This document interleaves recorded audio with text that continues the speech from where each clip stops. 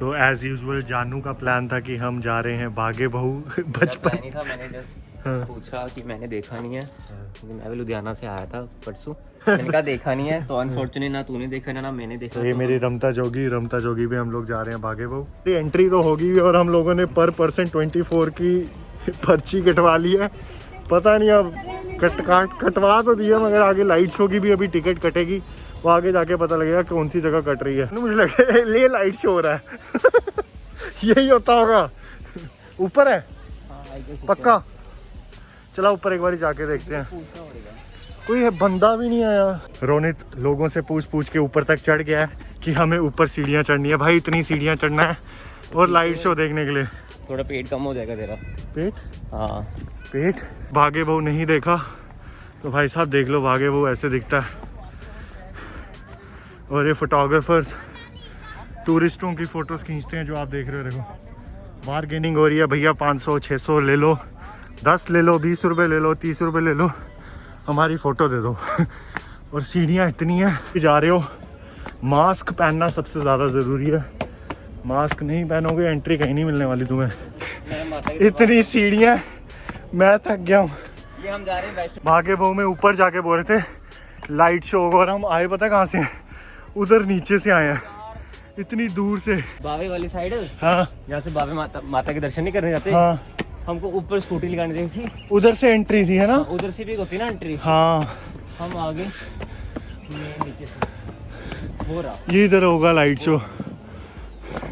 अभी 7 o'clock शुरू होता है, अभी 6:30 होने वाले हैं और हम पहुंच गए हैं। सांस देख रहे हो मुझे कितनी चढ़ी है, ये बुरी हालत है सांस की। मास्क पहन लो भाई। रोनित जाएगा, मैं उसके पीछे पीछे। ये आया मैं और ये आया मैं रस्सी टाप के उधर से आया हूँ मैं। अब ये देखो पानी का, इधर अभी लाइट जगेगी तो इधर से देखो, यहाँ से टिकट लेनी होती है और यहाँ से टिकट लोगे। ये सारा स्टेयर्स हैं जो 100 वाला है। ये देखो 100 की जो टिकट थी वो मैंने ले लिया। और उधर बैठ का पूरा एरिया और सामने लाइट शो का। अच्छा बच्चों का 50 है, 12 साल के बच्चों से नीचे जो भी होंगे उनका 50 है। अच्छा तू उस साइड बैठना चाहता है मुझे समझ आ गई, चलना उधर व्यू देख लेते ना। चल उस साइड चल भाई। टिकट तो मिल गई अपनी है, और आज का शो कैसे होगा वो आगे जाके ही पता लगेगा। यहाँ क्या क्या हो रहा है आजकल जम्मू में। सारा क्राउड मैंने सोचा नहीं था, जब हम लोग आए थे यहाँ क्राउड बिल्कुल नहीं था, अब दोनों साइड भर गया हुआ है।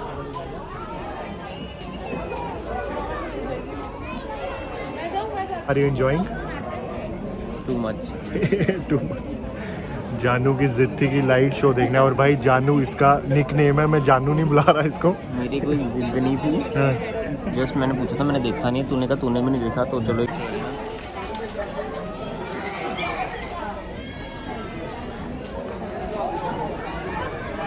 इंतज़ार है शुरू कब होगा जानू, क्या टाइम है? फोन आ गया साहिल बॉडी में। हेलो, हाँ साहिल, कंटेंट शो देखने आया हूँ। चल कोई नहीं, 7:30 बजे ख़त्म हो जाएगा। तो ज़िंदगी में भी पीछे हैं यार, 7-9 हो गए हैं और ये 6:30। और तू मेरे पास इतनी जल्दी कैसे आ गया?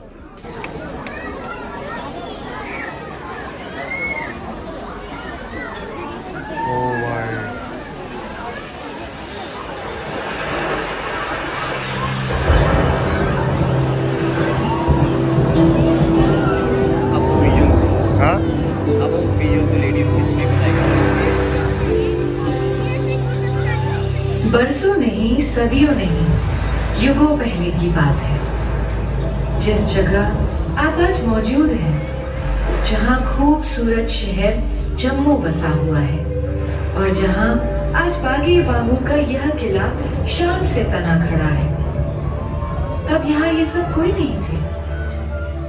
यहाँ थी तो बस हरी भरी पहाड़ियां और मैं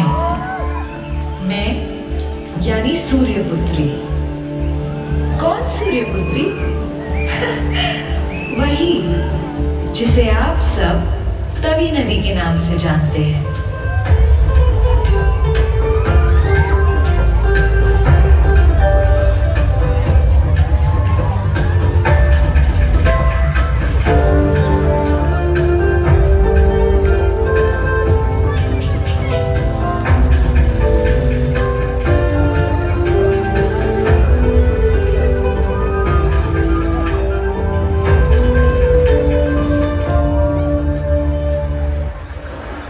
मेरा जन्म हुआ कपलाश कुंड से, जिसमें सदा चमकते सूर्य को लोग मेरा पिता कहते हैं।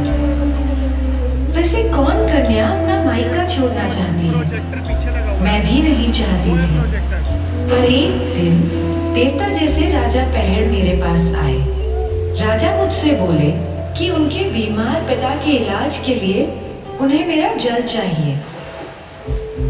अब रोज कपलाश कुंड तक आकर बीमार बूढ़े पिता के स्नान के लिए मेरा जल ले जाना तो संभव नहीं था ना। तो मैंने ही कुछ सोचा, फिर मुझसे रुका ना गया। मैं उनके पीछे चल पड़ी।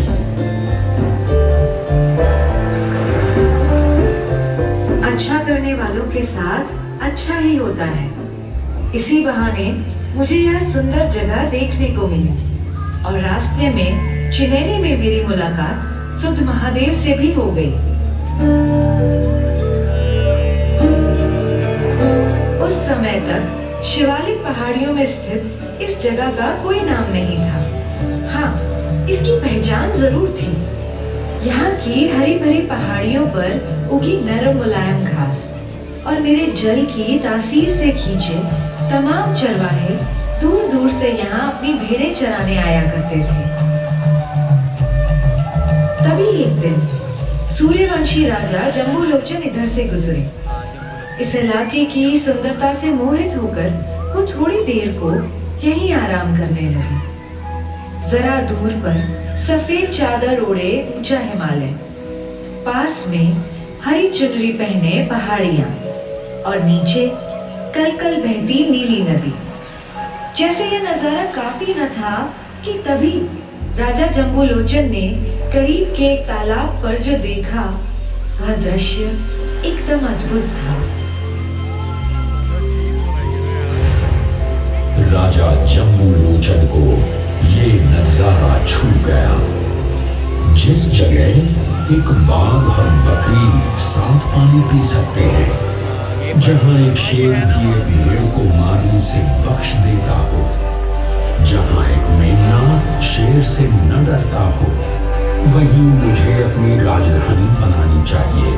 तभी तो इस प्रदेश के हर निवासी को बराबर का इंसाफ, बराबर की हिस्सेदारी और बराबर का दर्जा मिल सकेगा।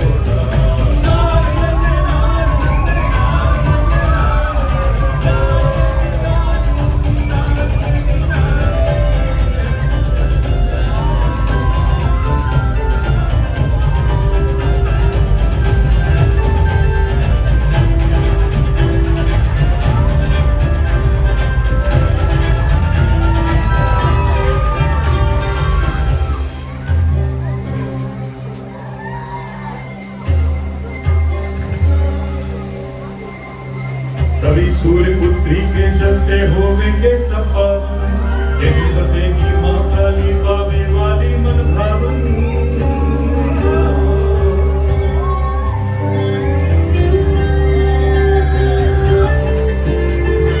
होवेंगे सब पावन, होवेंगे सब पावन, होवेंगे सब पावन, होवेंगे सब पावन। श्वेत शिखर के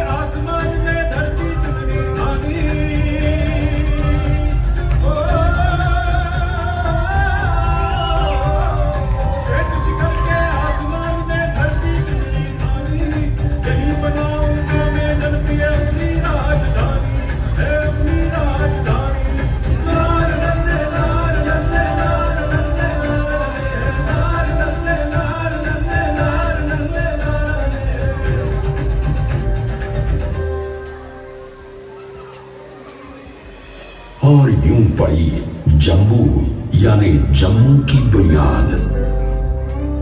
राजा जम्बू लोचन के भाई बाबू लोचन ने भी अपने भाई की राह पर चलते हुए मेरे दूसरे तट पर एक और नगर और कोट की नींव रखी और इस तरह यहाँ एक गढ़ की तामीर शुरू हुई, इस बाबू लोचन के किले की।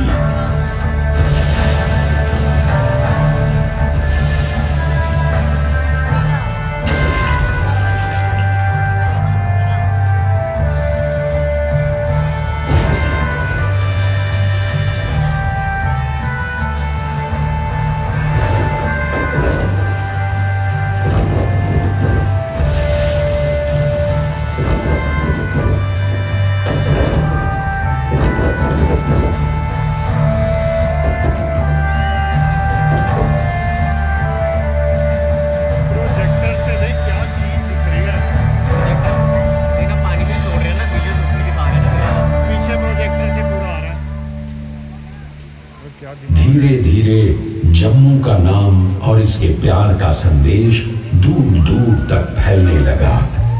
वैसे इतिहासकार तो ये भी कहते हैं कि सिंधु सरस्वती सभ्यता के दिनों से ही ये इलाका बसा हुआ था, जिसके निशान आज भी मांडा और अखनूर में मौजूद हैं।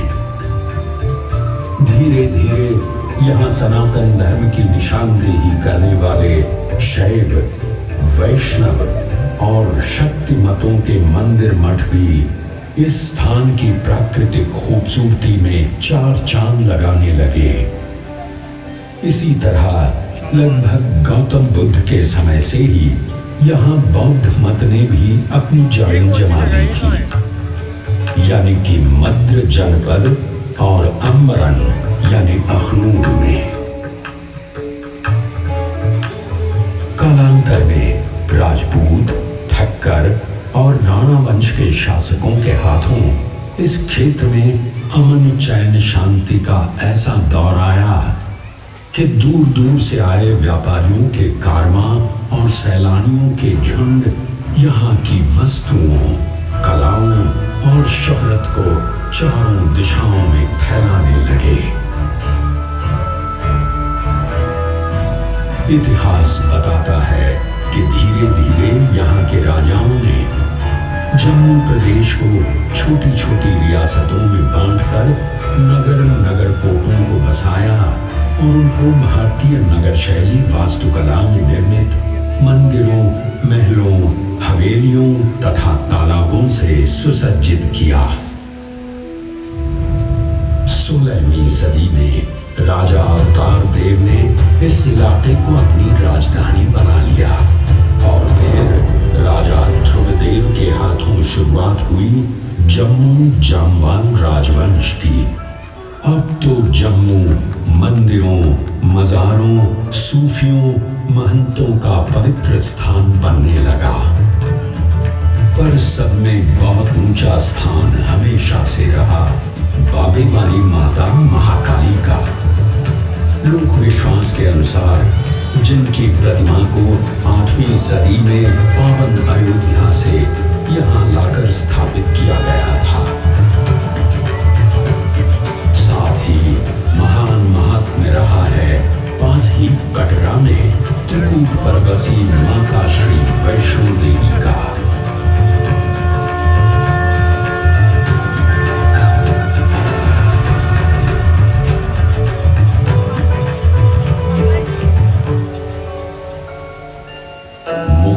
जब सारे हिंदुस्तान को अपनी सल्तनत का हिस्सा बनाया तो भी जम्मू को डोगरों के संरक्षण में ही रहने दिया गया।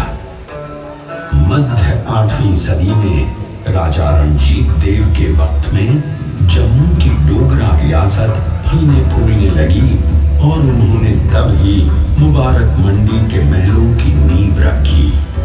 राजा रणजीत देव ने आसपास की 22 रियासतों को जोड़कर एक मजबूत राज्य स्थापित किया और जम्मू शहर दारुल अमन या शांति स्थान कहलाने लगा और यहाँ शांति पाने और अमन के साथ काम करने के लिए हर मजहब के लोग आने और बसने लगे। जहां मुगलानी बेगम जैसे बड़े लोग यहाँ आ बसे, तो वहीं हजारों कारीगर, दस्तकार, कलाकार भी, जिनके नाम पर जम्मू में आज भी कई मोहल्ले मौजूद हैं। उधर पास के पंजाब में सिखों का वर्चस्व शुरू हो चुका था। धीरे धीरे जम्मू भी पंजाब केसरी महाराजा रणजीत सिंह के राज्य का हिस्सा बन गया। पर डोगरा राजपूत राजा रणजीत देव की चौथी पीढ़ी से जागीरदार किशोर सिंह की बहादुरी और ईमानदारी को देखते हुए रणजीत सिंह ने किशोर सिंह को जम्मू राज्य की बागडोर सौंप दी। किशोर सिंह के बेटे गुलाब सिंह तो पिता से भी और आगे थे। उन्होंने किश्तवाड़ और राजौरी जैसे उत्तर पश्चिमी सीमा पर नए इलाके सिख साम्राज्य में शामिल किए। गुलाब सिंह ने वीर हरि सिंह नलवा के साथ मिलकर सिख साम्राज्य की उत्तर पश्चिमी सीमा पर पठानों की फौज को भी खदेड़ कर भगाया। साथ ही बहादुर डोगरा सिपाहियों ने गुलाब सिंह की सहायता से राज्य की सीमाओं को लद्दाख और तिब्बत तक बढ़ा दिया। लद्दाख और तिब्बत की इन मुहिमों की अगुवाई की थी कहलूरिया राजपूत सिपाही सालार जोरावर सिंह ने। उनकी बहादुरी और ईमानदारी के किस्से इतने मशहूर हैं कि लोग उन्हें हिंदुस्तान का नेपोलियन कहते हैं।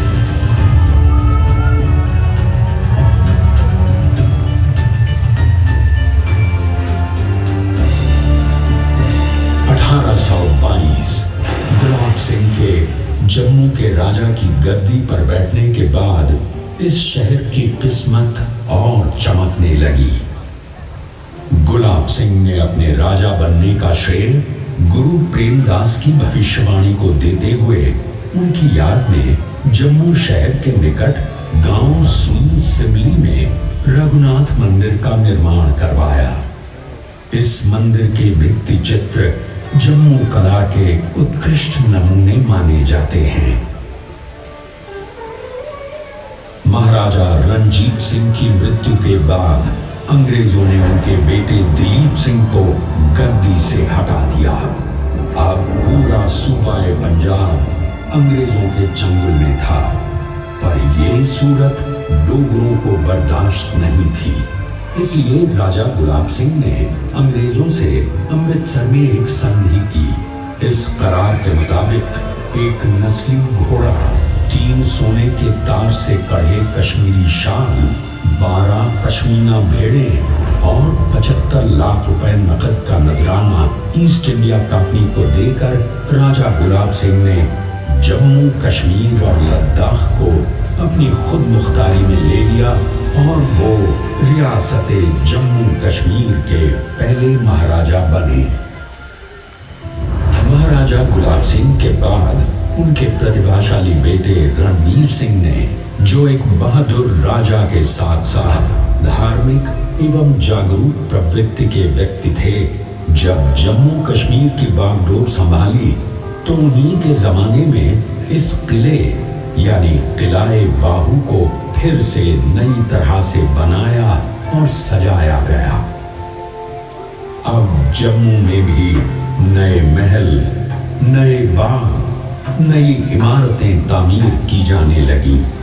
रणवीर सिंह ने धार्मिक स्थलों का पुनर्निर्माण किया और साथ ही पुरमंडल व उत्तर वाहिनी में मंदिर श्रृंखलाओं का भी निर्माण करवाया एवं इनके साथ मां गंगा की बड़ी बहन मानी जाने वाली नदी देवक के तट पर संस्कृत पाठशाला स्थापित की।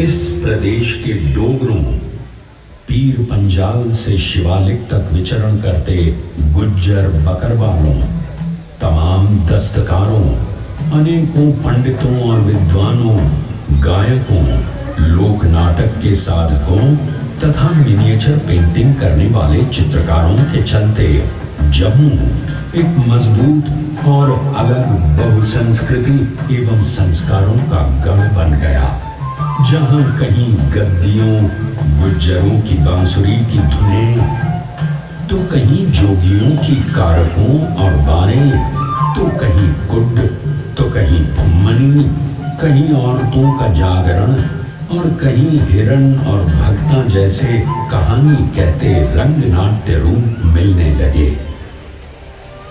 मगर कुछ कहानियां ऐसी भी हैं जो इतिहास के भी पहले की हैं, इसीलिए आगे की कहानी मैं सुनाती हूँ।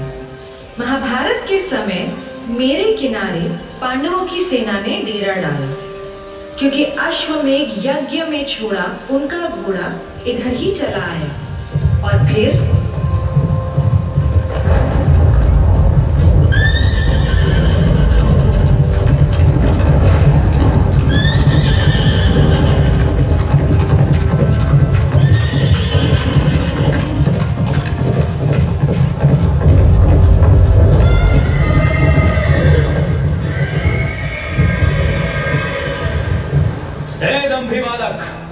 छोड़ दे इस घोड़े को।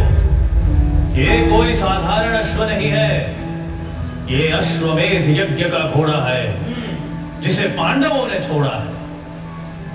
मैं नहीं जानता किसी पांडव, मैं बस इतना जानता हूँ कि एक घोड़ा मेरी माँ के खेत में घुस आया। क्या तूने भीम का नाम नहीं सुना? क्या तुझे धर्मराज युधिष्ठिर का नहीं पता? धनुर्धर अर्जुन कर देंगे तेरा काम तमाम। इन सब का नाम लेके मुझे डरा रहे हो या अपना डर दूर कर रहे हो? मैं इन सब में से किसी को नहीं जानता, मैं बस इतना जानता हूँ कि इस घोड़े ने मेरी माँ गुलाबी की मेहनत को नष्ट किया है, जिसकी सजा मैं इस पागल घोड़े को अवश्य दूंगा। अभद्र लड़के, तू क्या सजा देगा? हम अभी तुझे जीवित नहीं छोड़ेंगे अगर तूने इस अश्व को न छोड़ा तो। आक्रमण!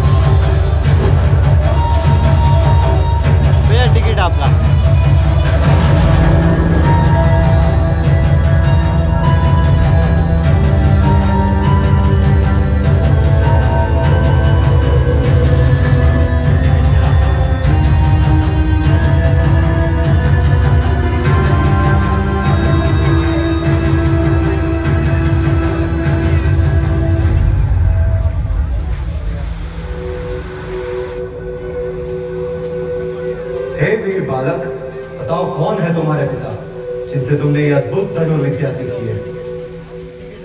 मैं किसी पिता को नहीं जानता, मेरी माँ ही मेरी परम पूज्य गुरु है जिनसे मैंने सारी धनुर्विद्या सीखी। ज्ञान केवल पुरुषों की बकौती नहीं हो। घोड़ा चाहिए तो युद्ध करना होगा। तो फिर संभालो अपना अस्त्र।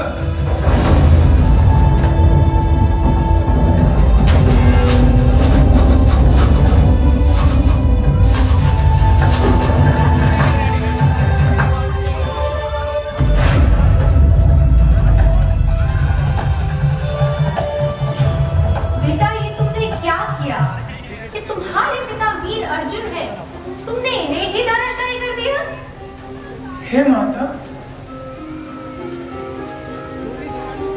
मुझसे बहुत बड़ी भूल हुई। अब आप ही बताइए मैं क्या करूं? इसका एकमात्र उपाय है, पाताल लोक जाकर नागमणि लाकर इन्हें जीवित किया जाए।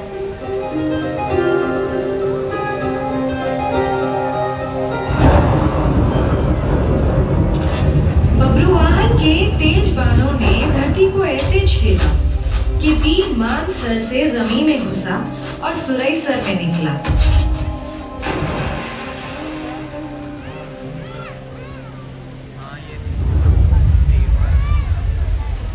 और इस तरह बनी मानसर की अतः झील और सुरंगसर यानी सुरईसर झील।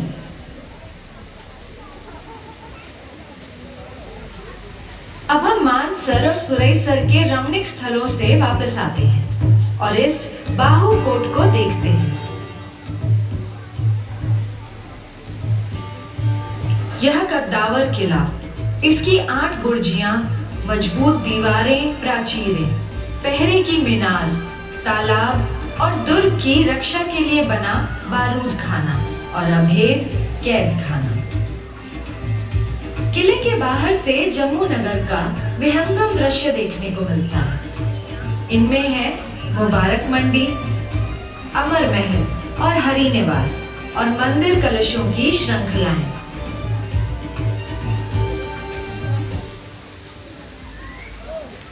आप जानते हैं कि एक नदी को सबसे ज्यादा क्या पसंद आता है? आजादी। पहाड़ों से मैदानों तक उछलते कूदते, उफनते बहते हुए चलने की आजादी। इसीलिए मैं सबसे ज्यादा खुश थी जब अगस्त 1947 में देश आजाद हुआ। पर मुझे दुख भी था कि देश बंट भी गया था।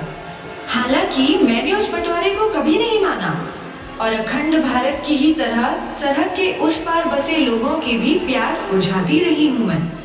आज मैं बेहद खुश हूं और आपके साथ बांटना चाहती हूँ अपनी ये खुशी। हो सके तो नवरात्रि के बाहु मेले में आइए, वरना किसी भी रात इस किले में चले आइए और देखिए दिवाली से सजे यहाँ बाग बगीचे, किले पर कोटे, झरने और फव्वारे।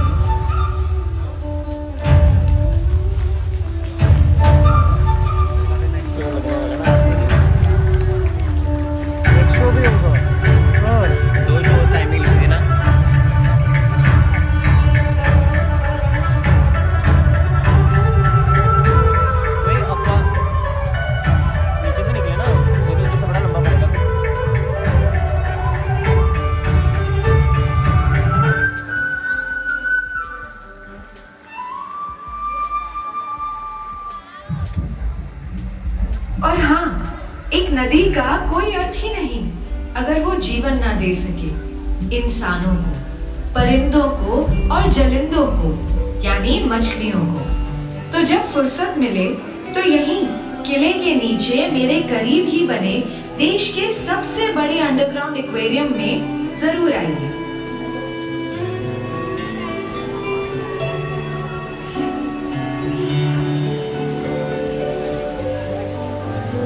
वहाँ मेरे पानी में तैरती रंग बिरंगी मछलियों को देखकर आपको अंदाजा होगा जम्मू की सतरंगी तहजीब का। जिसने मलिका पुखराज को जन्म दिया तो उस्ताद अल्लाह रखा खां और पंडित शिव कुमार शर्मा को भी। अपने मिनिएचर्स के लिए नामचीन जम्मू असल में एक मिनिएचर इंडिया है, जिसमें आपको देखती है एक इंद्रधनुषी संस्कृति, जहां अनगिनत भाषाओं, धर्मों, संस्कृतियों, पोशाकों, खान पान, विश्वासों से जुड़े लोग एकजुट होकर रहते हैं और सबको साथ लेकर आगे बढ़ते हैं। बिल्कुल मेरी ही तरह, क्योंकि मैं सूर्यपुत्री तवी किसी भी प्यासे से न उसका मजहब पूछती हूँ, न जात, न खान पान, न ही पहनावा। सबका साथ देना, सबकी प्यास बुझाना, सबकी तरक्की और सबका विकास और सबका विश्वास ही तो है एक नदी का धर्म। मुझे यकीन है आप सब भी यहाँ से जाकर एक दूसरे में उसी तरह घुल मिल जाएंगे। जिस तरह मेरा जल हर रंग में घुल जाता है, मिल जाता है, ढल जाता है।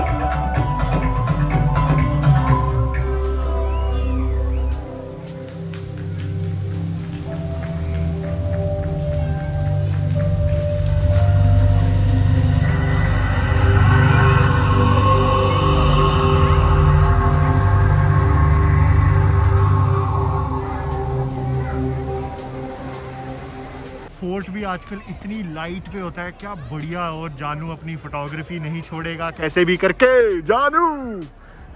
और बता, पहले बता शो कैसा लगा शो कैमरे पे देख के? इनक्रेडिबल, बहुत अच्छा था। लाइट शो बढ़िया था, है ना? वही देख, अच्छा ये तो वो चीयर्स की हाँ, टिकट्स का भी बता दे। एक 100 की टिकट थी और एक 50 की टिकट थी ना? नहीं 50 वाली कुछ नहीं थी, 100 की थी। बच्चों की 50 वाली थी। हाँ बच्चों की 50 वाली थी। हाँ यार, वीडियो ख़त्म करते हैं। अगर आप लोगों को वीडियो पसंद आएगी, वीडियो बहुत ज़्यादा लंबी हो गई है, मैंने सोचा था पूरा शो कवर करूँगा और मैंने कर दिया। अगर आपको वीडियो पसंद आई है, चैनल को सब्सक्राइब कर लेना, बेल आइकन भी ज़रूर दबा देना। बाकी मिलते हैं अगली वीडियो में। जय हिंद, जय भारत, बाय।